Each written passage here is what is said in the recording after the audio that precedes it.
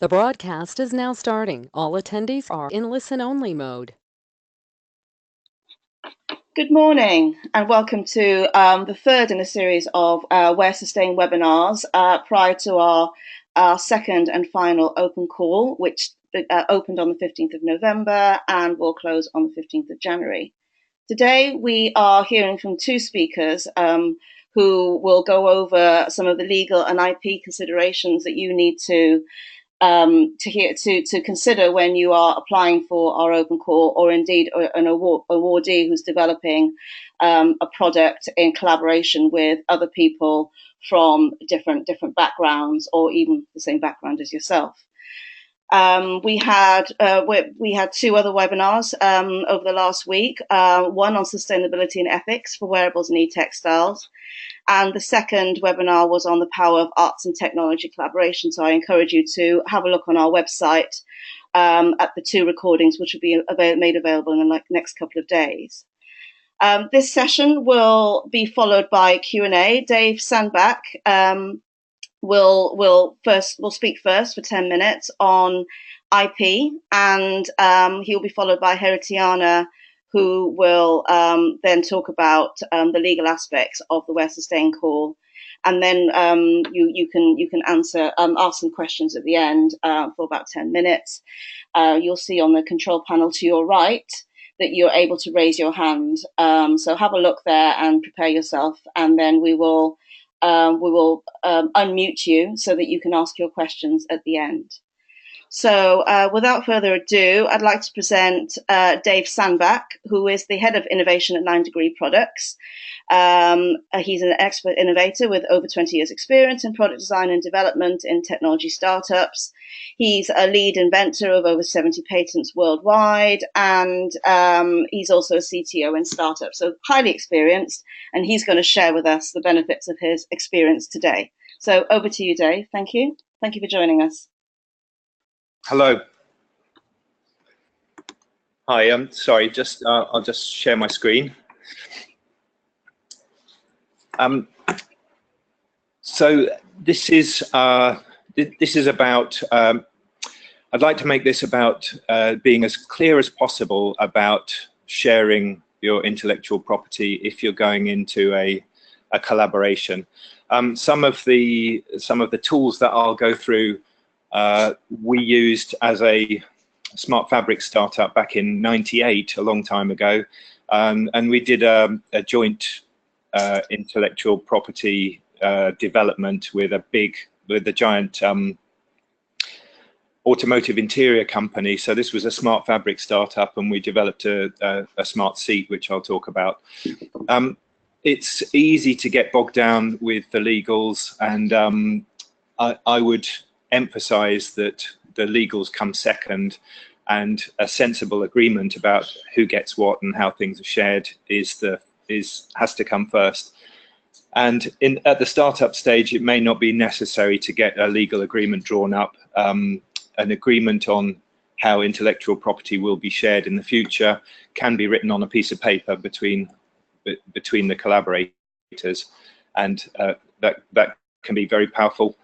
It can later be turned into an agreement if needed, but it's easy to get bogged down in the technicalities of intellectual property, and I think what I'm going to talk through will hopefully make sense, and I can answer questions at the end. So this first slide has 4 key points. If you're licensing intellectual property, it's only really the formally registrable rights that can be licensed.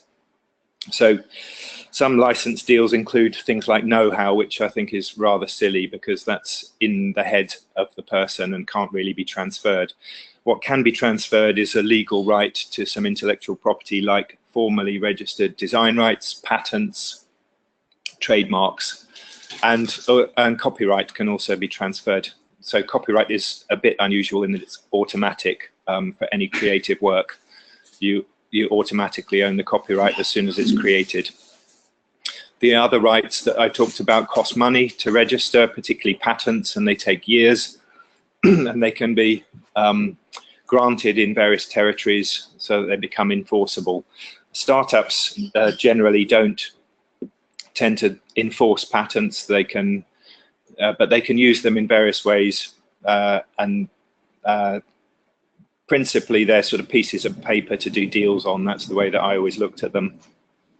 So those are the rights that can be licensed, and I call them IPRs. So we talk about intellectual property as the broad thing, and IPRs that are licensable rights.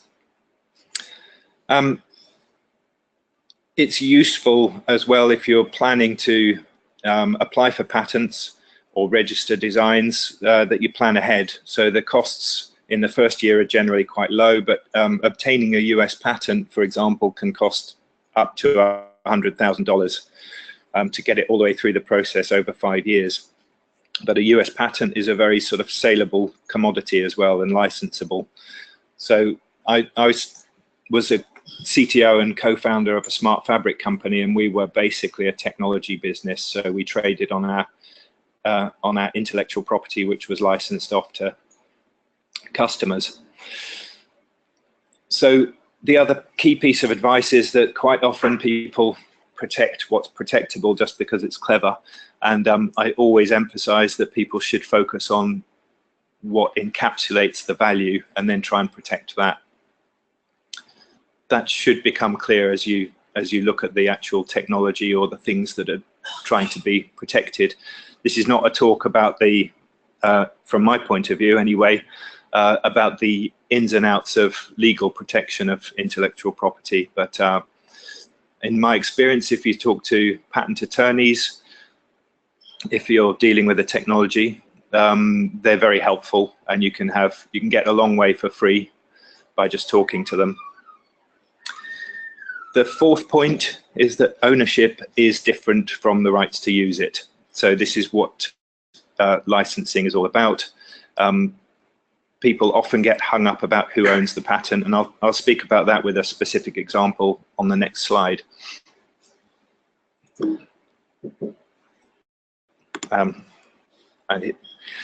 So this is a concept car that was shown by Johnson Controls, our joint IP collaborator. Large multinational company that develops car interiors for most of the car makers, one way or another. We developed a smart seat back in 2000, and this was a concept called the Keyon car. So you could put the seat into auto mode and just shift your body around, and it would slowly move to adjust to the most comfortable position for you. It never went into production on its own, but elements of it are appearing now, sort of 17 years later, in some cars. So it was very much a sort of thinking exercise. We went into this relationship as a tiny startup with a giant corporation, but we used the flow diagram that I'll show you in a moment to do a very painless licensing deal. It's extremely useful to sort of deal with the logic first and the legals later. In fact, we had a very simple agreement that was drawn up by us without involving lawyers at that point, because it was very clear who was going to get what. Johnson Controls eventually applied for a patent with us as co-inventors on it, and the licensing arrangements were dealt with very painlessly. I'll just move on to that. So this is the kind of flow of logic that we used in that case, and I generally recommend it as a tool for being clear about the 4 different categories of intellectual property that can result from a collaboration. So if we put all intellectual property in at the top, and we decide whether it was part of the collaboration or not, if it wasn't, it's background IP. Even if it's done in the future by either party, it's background IP, and that belongs to either one or the other. So if it was done in the collaboration, it's foreground IP, and then you need to work out who created it. or some deals just say all foreground IP goes into this pot and it gets dealt with in this way. Was it created solely by them? In which case it's their foreground IP. Was it jointly authored or created? Which actually, in my experience, is quite rare that you genuinely get, in terms of patents anyway, that you genuinely get something that was jointly invented. And then it's treated as joint IP, and if not, then it's your own foreground IP. The point here is that once you've got those categories sort of clearly understood, you can figure out whatever you like for what kind of deal you want to do. And here's just some examples.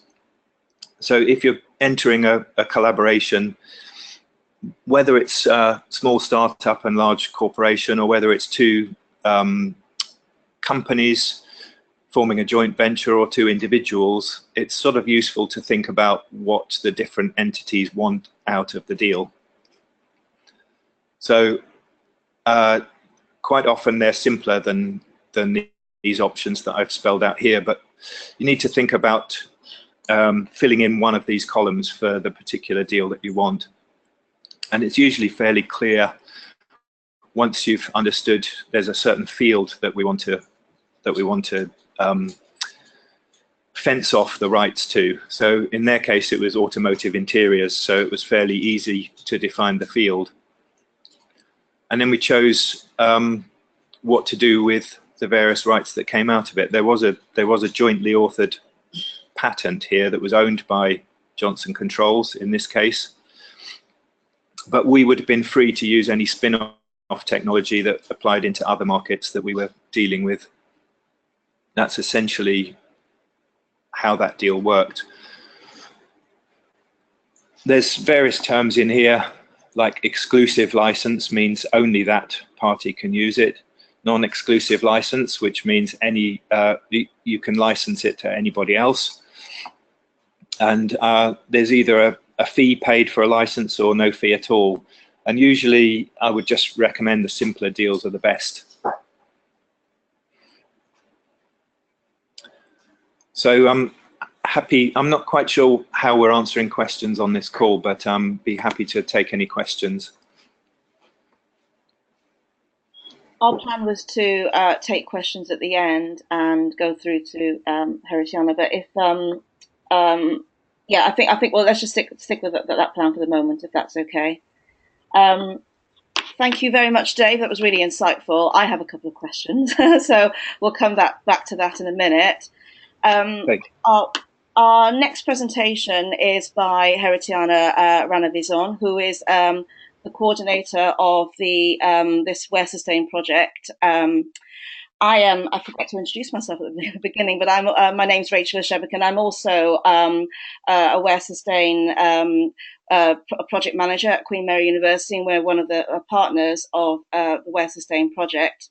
So I'm happy to take questions as well. But Heritiana is a project leader at IMEC, one of our partners, and he's going to talk today about the legal and contractual framework of Where Sustain. So very interesting for you, and very important that you get you listen and you get some of these understand what it is that you're getting involved with and how to contribute to the Where Sustain project.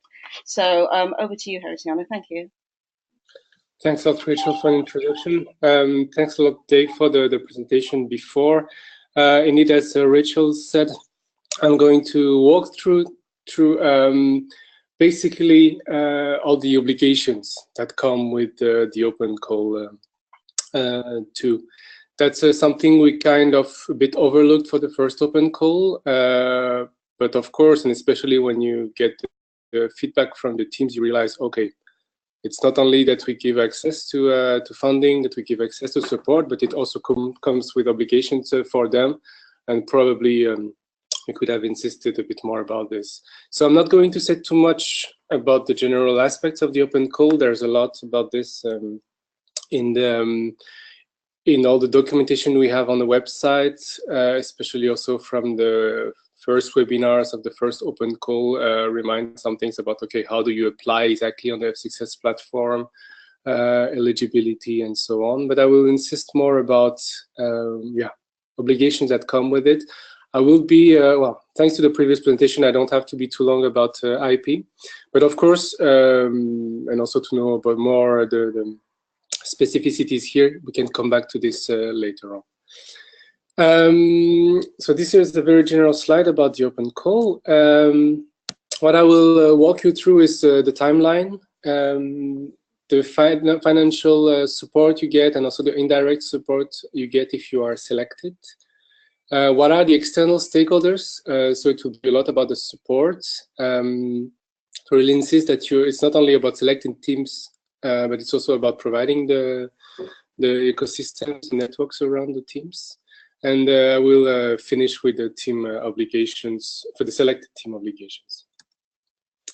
A bit of the timeline. First, there's everything related to the application and evaluation. As I assume all of you know, the application will close on the 15th of January 2018.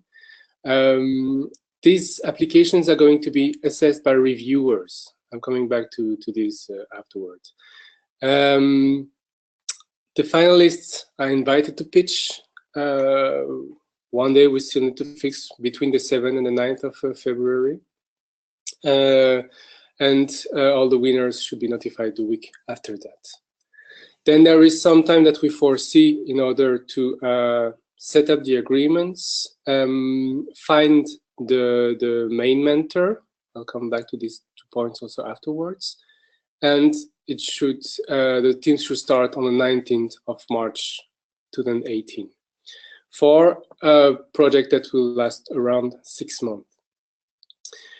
The timeline afterward is a bit less precise because it will depend, of course, of if everything goes well. But the selection of the main mentor, I will come back to that also, should take place around the moment, just before, or really at the moment when the teams should start, because it's really the idea to not only start together, but actually the mentor should already, even before the start of the team, say, okay, maybe you need to change a little bit your budget in this or that direction, and so.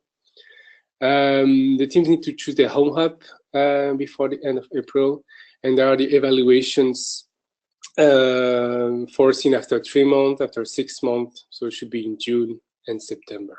I will come back to the content of the evaluation afterwards. In terms of fundings and installments, so all the projects are going to receive up to 50,000 euros in 3 installments, 25 at start, that includes the innovation vouchers, 15,000 after the midterm evaluation, if everything goes well, then you receive this 15K. And finally, if you have finished your project correctly and everything's fine, then you get the 10,000, the remaining 10,000 euros. Another way to look at this is to say that you receive direct financial support for 35,000 euros, and you receive more in-kind funding in the sense that you will not receive the 15,000 euros directly on your bank account if you're selected, but this is something that can be used to get support from the mentors, from the hubs, and in this way, this is money also that you don't pay yourself to get support, but that is paid directly by IMEC, my entity, to every service provider when they have provided a service. Another important thing, it's a grant that you receive as a team. So you don't need to invoice us to receive the 15K after the midterm evaluation, the 10K after the final evaluation, and so on. I was talking about the support, the external stakeholders. The first one, I'm going to be fast about it, are the reviewers. They are the ones who are responsible for assessing the proposal, selecting the teams. This is a process that, of course, wearasustain is setting up, is a framing, providing guidelines and so, but in the end, these are the people who are selecting your projects. These are externals. Of course, they have to be, we ask them to really prevent any kind of conflict of interest in what they have to evaluate. And then you will have those selecting for on the written proposals, and also on the pitching sessions when it's when you have 10, 15 minutes to present your project and get questions on it. Then you have all providing supports, and maybe the most important ones are the mentors. Usually individuals, although of course they can be part of companies, so that's not a problem, or universities. And they are to advise, support the selected teams. They can be independent or attached to another entity. You have the most important stakeholder for every team is the main mentor, because they really are the team's first point of contact for all information, and in particular for all information more specific to what they have to develop, to produce, to market also toward the end of the 6 months. They have a regular follow-up, regular meetings with the team, and that's really important that mentor is chosen in terms of how their skills are complementary to the team's skills and requirements. We provide this list of potential mentoring services for main mentors, but all types of mentors. So you see it's quite broad what can be supported by the vouchers. It goes from support in terms of ethics and sustainability to, well, legal support, obviously. Also living labs are in there, prototyping, business, and so on. It's just an indicative list. You may come with other ideas that are not in the list, and 99% of the time we agree with the idea. Then it's more a question of finding the right partner to do that. And finally, there are the hubs in the project. They are really the one providing a support alongside the main mentor. So you have especially the home hub, which will be the main hub to which each team is going to be linked to. They are very important for us also in the sustainability strategy, in helping us defining and understanding for wearables in what are the sustainable strategy, how to make ethical wearables. We have currently 66 active wear hubs, which is quite above what we planned to have in the beginning, but I mean, if we find interesting partners to cooperate with, there's no reason we will exclude some. So that's for the support. Try to be brief. Now, if we go more and finish with the team obligations, the main obligations are related to the agreement that every team is signing with the consortium, and especially with the IMEC as a coordinator of the consortium. And if I list the main obligations that comes with, your selection comes with, so do you really know what you'll be dealing with if you apply. First, we need a legal entity to receive the funding from IMEC. It doesn't mean that you need to have a legal entity when you're applying, but you take the engagement that if you are selected, you will set up the legal entity. You will need that to get the funding, really, basically. We also ask you, and that really relates to what we to David's presentation before. We also ask you to have a team agreement, for example, a consortium agreement, but there are also far easier ways in order to solve all respective responsibilities, and also that can cover intellectual property issues. When you communicate about you, of course, we like it a lot because it's a way indirectly for us to benefit from this. But you also have some obligations to refer to where sustain, and also more important legally to refer to the fact that it's EU money that you're getting. And finally, there is reporting that is due by the teams to us. We know some teams find it a bit heavy to handle, but it's a bit the only way for us to follow. We had 22 teams. We'll have up to 26 teams now to follow for the open call too. of course, it's very difficult to be on a constant communication with you. So these monthly reports first are very useful for us to know, okay, what have you done? What are the problems you have encountered? How have you spent your innovation vouchers?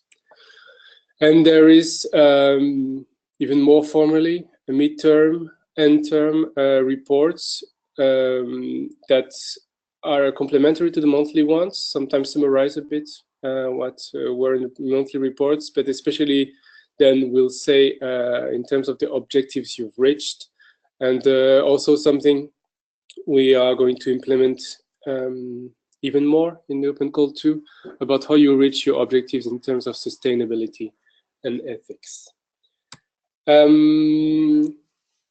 Talking about this,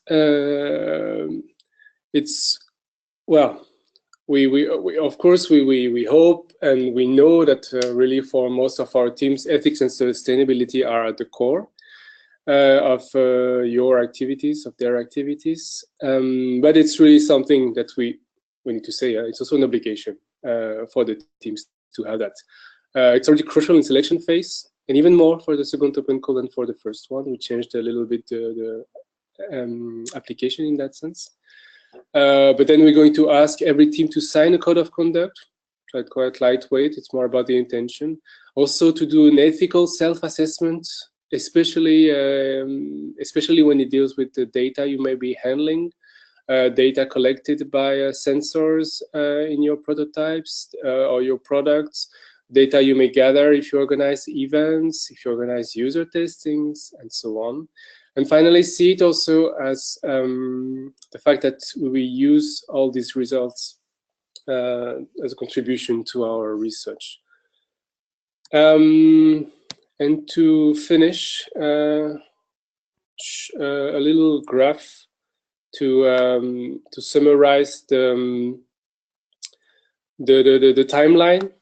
And I think the main information I provided in previous slides. So you see the selection. Well, just once the application is finished, then the selection process starts from eligibility to the review steps. Once the selection has happened, you also have then contract to sign, a main mentor to choose in around 1 month, which means also for the main mentor, if you have ideas before, that's a good idea. To start on the 19th of March. That's also when the service provision is going to start. Sometimes they start a bit earlier, it's also a possibility. And then you have these 2 steps, midterm evaluation, final evaluation. For your information, all of our teams now had their midterm evaluation. We haven't tried the final evaluation yet, but I think it will be a bit the same process. So that's it for me. If you have questions.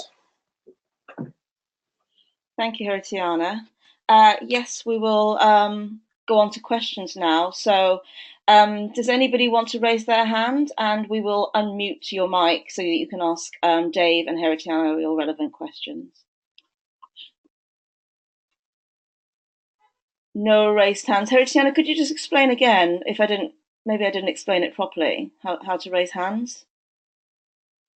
Well, it seems to be working. I see Albena raising hand, but not raising any longer. Yeah, okay. I will unmute you, Albena. Thank you. Please. Hi, I'm Albena Barra.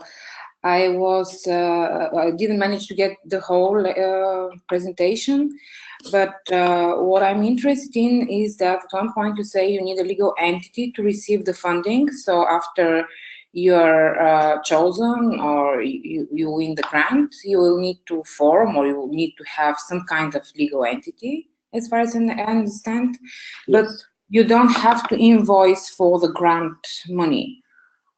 Is that correct? How does that function in, I don't know, in accountant way, in legal way? It simply means that you need to prove you have a legal entity. So it can be, I don't know, most of the time it's going to be a VAT number, for example, for that.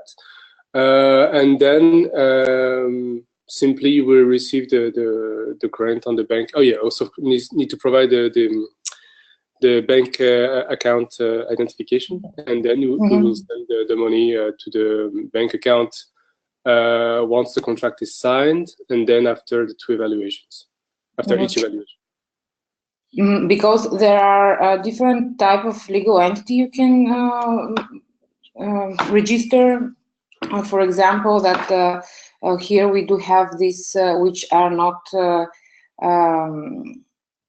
they don't have the VAT number. They're more simple to manage, and or are like NGOs. Are they also eligible if they don't have a VAT number? Yeah. VAT number is given as an example, but it, there are other ways. You need to prove that you have a legal entity. Yeah, exactly. That's that. Of course, still across EU and associated countries, there are many different status. So yeah, we are aware of that. But that, take VAT as an example, but there are other ways. So you need to prove a legal entity, and then you don't have to invoice for the grant. Okay. Yeah, exactly. Yeah, that was my question. Thank you very much. Thanks a lot. Thank you. Any other questions? I have a couple that were emailed previously.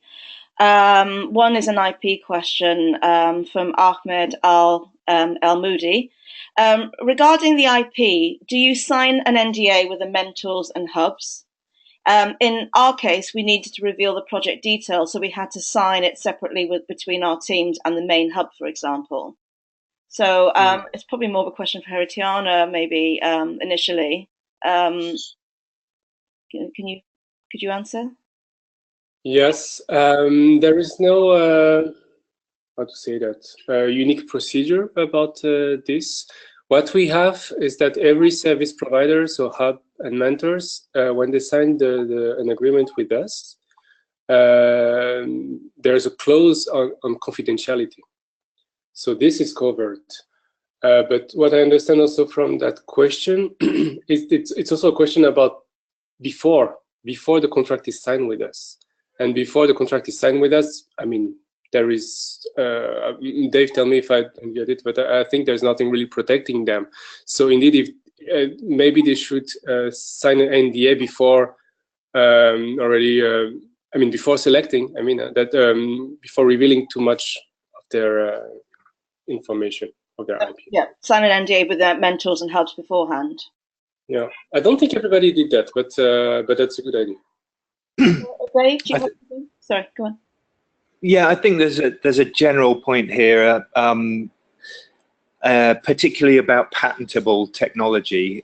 So if you're developing something that you intend to file a patent on later on, it's very important not to reveal the details that you intend to patent in public domain before you file a patent application. Once that patent application is filed, then it's okay with some caveats to disclose it. Sometimes companies still like to keep a filed patent confidential until it goes into the public domain automatically about a year after applying for a patent. But yeah, you can invalidate your patent by disclosing something in public before it's applied for. So I think that's the key thing there. This is where non-disclosure agreements are used to make sure that you can disclose that highly confidential stuff under the terms of an agreement. Okay, thank you. I actually see people are typing questions in. Yeah. Let me have a look. I will give her the mic. So Okay. Rhiannon, you can ask your question directly. I think it's more for you. Rhiannon? Oh, sorry. Hello. Yeah, I just wanted to know about protecting your IP in regards to other manufacturers or people who are going to copy your product once it's released to market. Is there preferable way to do that, or is there any way to do that really? Shall I take that one? Yes, please. Yeah, please. This is Dave again. I think it's normal policy to ask for a non-disclosure agreement from people that you want to disclose details of something that would later be protectable, particularly technology. But designs, as I mentioned earlier, copyright is an automatic, it's painless. It's an automatic right that goes to the creator of a creative work. That includes software. It's any authored written work or any created design. Copyright is quite limited though in terms of protection. It just protects absolute identical rip-off copies basically. Yeah. And so it's kind of limited in its scope. There is another right in terms of designed work, which is a registered design that can be applied for. I think I'm not sure of the details, but I think it's up to 6 months after it goes into the public domain. So that's something that you can tidy up later on in the course of the work. It's good to have patents applied for early if there's technology involved, and then you can talk with a lot more comfort to collaborators. In my experience, manufacturers aren't in the business of ripping off people that come to them generally, and so a non-disclosure agreement is perfectly adequate in most cases for relationships like that. And Dave, how in terms of working with, say, manufacturers in China, etc., where it's easy for people to replicate things pretty quickly, do you have any advice on dealing with overseas companies, or is it the same advice? Yeah, it's a tricky one. There is a reputation for copies to be made over there. I think that's decreasing personally, but it's still a risk. And so in particular, if it's a technology, again, file a patent application. You can later turn that into an international, well, it's actually technically a series of national patents in different countries in the world. I would seek the advice of a patent attorney on that, because it can get very expensive if you try and cover lots of the world. Most people that do it seriously focus on the markets where a product is going to be sold and not so much the places where it will be manufactured, because it's a lot easier to enforce patent infringement in the US where something's being sold, or the UK or major Europe, than it is in a place like China. So I think non-disclosure agreements are useful, but even then disclose information on a need-to-know basis. So it's often the case that things are manufactured in different chunks, and therefore the manufacturer of that chunk doesn't need to know how the whole system goes together, for example. But yeah, you've got to get on and do business and get things made. So apply for the protection that you can apply for at an early stage before going into those kind of relationships, if possible. Okay, thank you. We've got 2 questions on the list. I'll go in order. So the next one is from Bas Froon. Heritiana, could you unmute them? Oh yeah, sorry. Bas, you have the floor if you want to ask your question.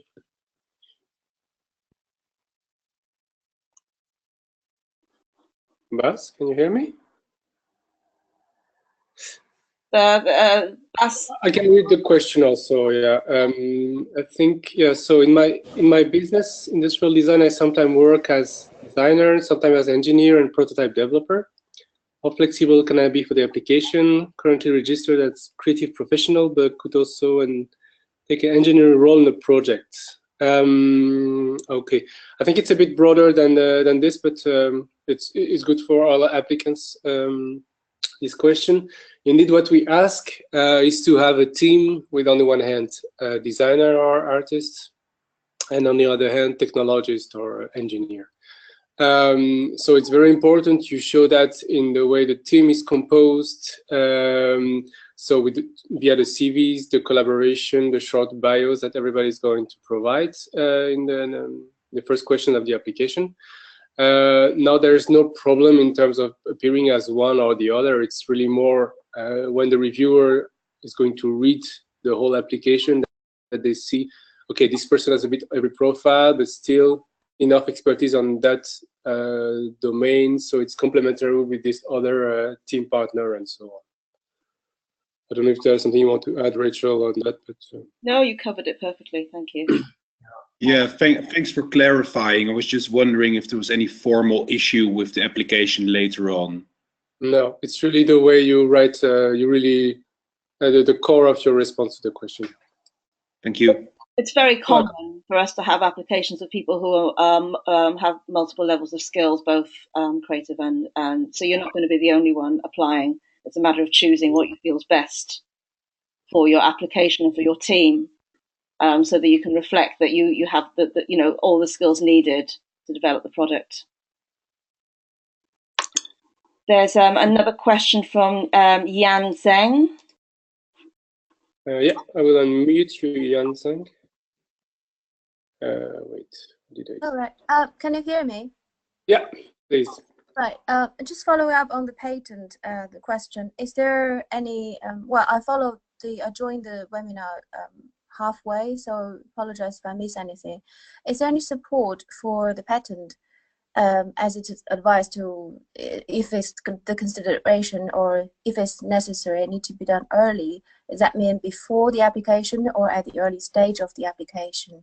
And do we have, like, can we use the money for patent, or it's completely at our own cost? Well, for example, there is 9° that can provide some mentoring or services on legal advice, I assume.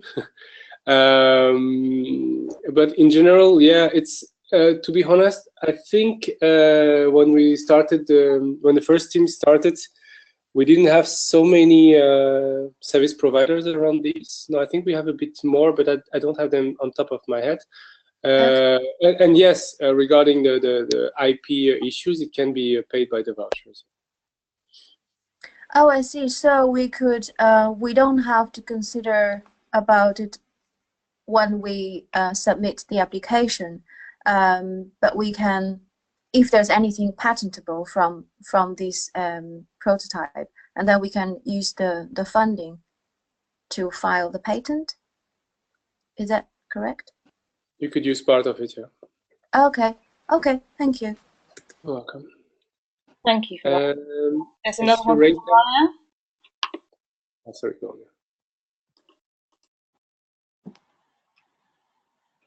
Yeah, I've unmuted you, Mariah. Please go ahead and ask. Oh yeah. Sorry. Yeah, I was just wondering how you see like these IP questions in relationship to open source technologies, since that is what, well, on one hand I'm all for open source technologies, and also a lot of the development is based on that. So I was just wondering how you see that with regard to these IP issues. Can I step in there? Please. Yes. This is a personal view. I should also stress actually that we're not legal advisors. This is from my experience as a CTO and somebody who's invented a lot of stuff, I guess, and done license deals with partners. So that's very much where our advice is coming from. Yes, I agree. I mean, I think the open source community has done very well, and it's good that software is getting much harder to patent. I think generally people get, this is based on long experience, people get very protective over an idea and try and build a wall around it rather than open it up and try and do deals. I think there are places where protecting intellectual property and doing deals with that protected IP are very useful. For example, in my case, we were a venture capital-backed technology startup, and our whole business was built around being able to license the hard work that we did to develop a technology and get it working. I think it's appropriate to protect IP legally in that way. I worked as a consultant helping a solar power company develop their IP policy. This was Solar Century, large solar power integrators. So they invented, for example, solar roof tiles, and they decided when I was working with them that they would file patent applications and then let them publish and not get them granted and not protect them. So this was a method of very kind of surgically defining the invention using a proper patent application, but then giving it to the world. Their commercial reason for doing that was that they felt the solar space was at an early stage and ideas were coming thick and fast, and they were kind of leading the thinking in that at that time, and that they wanted it to be available to their competitors, but they didn't want good ideas being protected so that their space got divided up into proprietary chunks. And so they took a very kind of innovative view of their intellectual property policy, and I think it was right for them. It was commercially sound, as well as being very good for sustainability. So and I think, can I just interject? This is Camille here, also from Where Sustain. That one of our aims is to try to encourage teams to do as much open source as possible. Okay, thanks. Thank you. There's another question from Stefan Garty. I will unmute you now. Hello, Stefan. Can you hear me well? Yeah. Yes. Yeah, all right. So I'm bouncing on the last remark. You said that open source was encouraged by Where Sustain, but I didn't remember to see that as a criteria of the selection of the teams. So, what is the weight of this criteria for the selection? Is that just an encouragement or a real, criteria? Camille, I think that's it's a strong encouragement. We're trying to encourage projects to be as ethical and sustainable as possible, and so open source is part of that.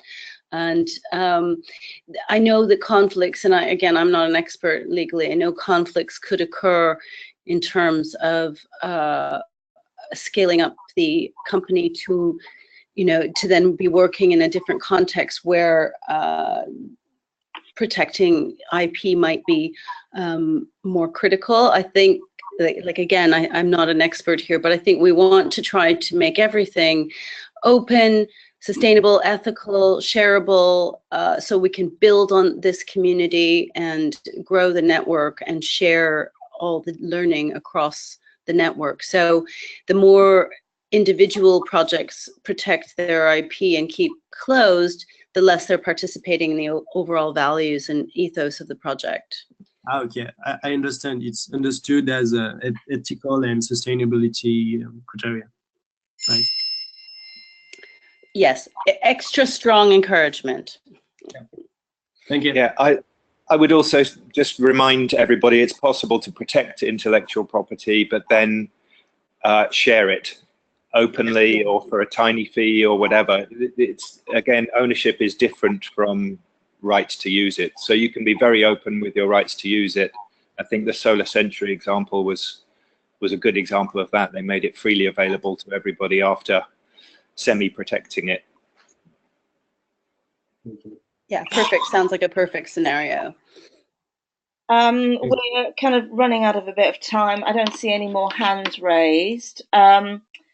One last question, I suppose we'll summarize this for people who have new collaborations. Actually, Mariah, I think that was from you, from a previous call. was what do you think the issues are of collaboration with IP? Any suggestions? Many creators facing the problem with their ideas that are eventually being stolen by others. I think we've partly answered that, but I just wondered, Dave, if you have any last thoughts as to suggestions when people are getting together and collaborating. Maybe you might mention one or two more issues, perhaps, or you might have covered it all. What are your thoughts? I would guess sorry, one question. I don't know if these slides are going to be available to participants in the call afterwards. They are. So I would recommend using the little flow diagram that I put together for this. It was kind of designed for licensing a technology to a bigger client, but the principles are the same. If it's two co-founders of a team, to just work through the questions, be clear about what's pre-existing and what's new as a result of the collaboration, and just figure out on a single piece of paper who wants what out of the collaboration, and write it down. There's a lot of mistakes that get made by people just misunderstanding each other and not writing down the deal between founder members, for example. It's just usually a mistake, and I think you've had a couple of examples previously. Yeah. So yeah, use that tool and wipe out the columns, but it defines 4 categories of IP in a broad way, and then you can figure out what you want to do with each of those 4 categories and reach a simple agreement on each of them, and it should stand you in quite good stead. Thank you. Brilliant advice. And I think you also said something, if I remember, during your presentation that I liked a lot, that okay, IP legal issues can be very complex, but probably before going to a lawyer, or it's first an issue of for example, the members of the team to sit together, as you just say, and to really discuss, okay, what is it we want to do and what does each of us bring, and then first find an agreement on that in very plain discussion before having lawyers A and B entering the whole discussion. I think it's sometimes a matter of just goodwill and explicit, making things more explicit. It's really important, yeah. Yeah, we don't want teams falling apart once we've started funding them because they haven't addressed these issues. So it's really important that you come to some kind of conclusion before putting in your application. Thank you, everyone. Really insightful. As I mentioned to Dave a couple of minutes ago, the slides and the recording of this webinar will be made available on our website in the next few days. It'll be www.wearsustain.eu/open-calls/webinars. But I will certainly notify everybody, as I have done via social media and via email. And if you have any further questions, please send them to our email address, info@wearsustain.eu. So thanks everybody, for all our attendees for taking part and for your questions, and of course to our presenters for taking us through your and advising us on IP and legal issues. So goodbye and have a nice Christmas, everyone. Thank you very much. Thank you. So thanks, Dave. Bye. Goodbye. Thank you. Thanks, everyone. Thanks, Dave.